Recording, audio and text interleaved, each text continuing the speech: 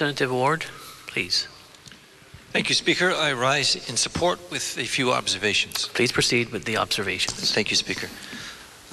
As with the beginning with the Chair of Finance, I too am very appreciative of all of his hard work, all of our colleagues' hard work, and particularly the minority's hard work and the price that they paid to participate with the Finance Chair. Mr. Speaker, unbeknownst to us, we were charged a particular per question fee for the food. Great cause for the food bank. But I want you to know that the minority paid the most in those fees. Because we love, not only because we love food and the food bank, we love to ask questions, which is part of my role now, Mr. Speaker, on this marketplace of ideas and where iron sharpens iron. First, macro, I guess, should be to say that, you know, if this was a family and we were on the kitchen table and we said, here's our budget, the question would be, would we break out the champagne? Would we maybe bring out a beer? The fact is we made it through the year. We actually spent a little bit less in this budget, maybe 463,000. But next year we're going to add a few more million to the point where the budget's going to go up 3.2%, Speaker. The point is we've made it through. We have to be grateful that we've gone that far. But we have to be mindful that, you know, things on the horizon are not all hunky-dory. Speaker, you yourself know that we have some things that may be foreboding in terms of what's coming down the pike. It's the concerns of things that are really out of our control. They're external to us. Those things indicated, for example, the oil prices. Everybody knows that even though they went down for a couple of pennies last week, that if the visitor industry, which is leading our recovery, has the ticket prices getting out of reach, our visitor industry could take a big dip the third quarter of this year. Another huge externality is what's going on with, even though we haven't heard much recently about the Iranian and the Israel crisis. And then thirdly, it's an unknown factor about the presidential election of November. And as you are fond to note, that when there are indecisions and uncertainties in the climate, people who would otherwise invest or be bullish are having a tendency to hold back. So, Speaker, we can celebrate with a beer then. We can say that we've made it through, but there are a few things in the budget that I should point out that probably are a little bit of a surpriser, and I should probably point those out. Let me start with the good news. It's really happy to see that the film studios got funding, the spaceport license.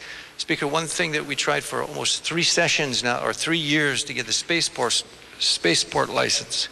We're really happy that the Pisces is going to take off. And the whole point of this, Speaker, is to point out how part of our obligation of protecting the people of Hawaii is to grow the pie. Right now, Speaker, if you look at the cost of living, income is down over the last 5 years, 3.2%. We haven't grown the pie. We've cut it up in different parts. But in order for everybody to share something, we've got to get more entrepreneurial, more growth-oriented. And when we have a spaceport license, when we have Pisces, when we have growth in the area of the film studios, I think it's a good foreboding, because we're not going to be able to make it now. And as the chair bemoaned the fact that, you know, there are hard times with Hawaii's families, I bemoan the statistic that 57% of our families, Mr. Speaker, cannot afford to send their kids to school with lunch money without a subsidy. 57%. That's got to hurt all of us. We cannot be proud of that fact, that we're subsidizing the basic necessities of lunch. So, Speaker, growing the pie, and part of the budget is going to do that, but some parts of the budget, I think, may be a little bit questionable. I was surprised to see that the Trans-Pacific Cable project was in the budget. I was thinking that that needed a little bit more airing before it actually went for a dollar amount, and it got put in as a line item. But speaking of line items, I'm really happy to see that we've just went through every point of the budget and the provisos. There's no state bank appropriation of $75,000 in the budget. And I want you to know that I've bored people speaking about the state bank and how the governor doesn't want to be the head of this bank, but we would have made him the head of the bank. So I want to commend the chair for the marketplace of ideas, listening to people. Representative Fontaine. I yield my time, Mr. So ordered. Speaker. Please proceed, Representative Ward. I had no intention of going as long as the chair of the Finance Committee, but I commend the chair for being open at a time when we are right on the cusp of making it through. We don't want to do high-risk investments such as the state bank, Speaker. Maybe a couple of other surprises are noteworthy.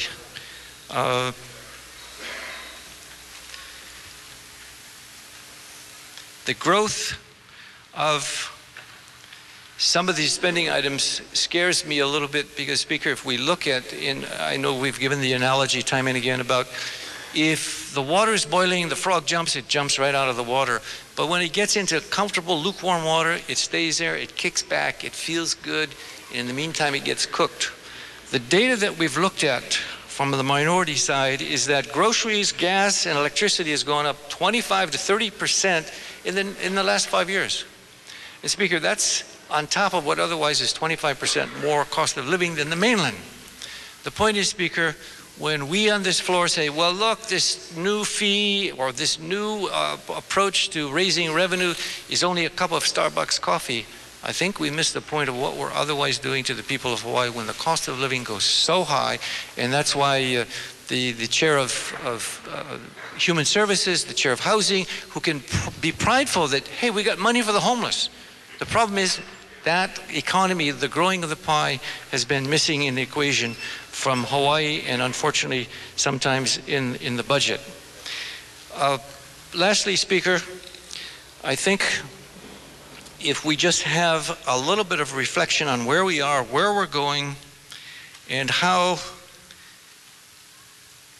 the astuteness of the chair of finance and all the members, we should be very prideful, but we should also be mindful of the fact why we're celebrating this budget and can be happy is because the economy is picking up. Mr. Speaker, that's the private sector.